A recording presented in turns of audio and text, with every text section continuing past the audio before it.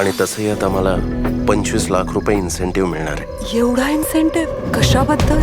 ते मात्र एक सिक्रेट आहे. रोहित, एक तर ना तुझ्या बऱ्याच गोष्टी नंतर कळतात किंवा मला कळतच नाही. बाबा हॅपी बर्थडे. थँक्यू. तू सगळ्यात बेस्ट बाबा आहेस. हो. इशू, तुम्ही एक लहान मुलगी पाहिली का? नाही. माझी मुलगी सापडत नाही. ईशा, तुमच्याच हॉटेलमध्ये काहीतरी गडबड असणार आहे. नमस्कार मॅडम, काय झालं? माझी मुलगी सापडत नाहीये सकाळपासून, आणि हे सगळे म्हणतात काल मी इथे एकटीच आले होते. सर, मी सगळ्या स्टाफची जबानी घेतली. यांच्या बोलण्यात आणि त्यांच्या बोलण्यात खूप तफावत आहे. सगळे खोटं बोलतायत. अरे पण आमचा स्टाफ का खोटं बोलेल? मग ह्या खोटं बोलतात का? 2 दिवस झाले इथले CCTV कॅमेरे बंद आहेत सर. एक्झॅक्टली किती वाजता आले ह्या? रात्री 9 वाजता त्या एकट्याच होत्या. आणि माझी मुलगी ईशा होती ना सोबत. मी नाही बघितली. सर, हा पण तन्वी खोटं मॅडम, बोलतोय मॅडम, माणूस. प्लीज, सर, हा प्लीज पण शांत खोटं व्हा. बोलतोय. तुमच्या मिस्टरांची डेड बॉडी सापडली.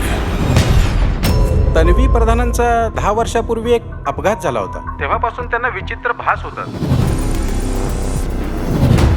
रोहित खोटं बोलत होता का तन्वी मॅडम खोटं बोलून आपल्याला फसवतायत?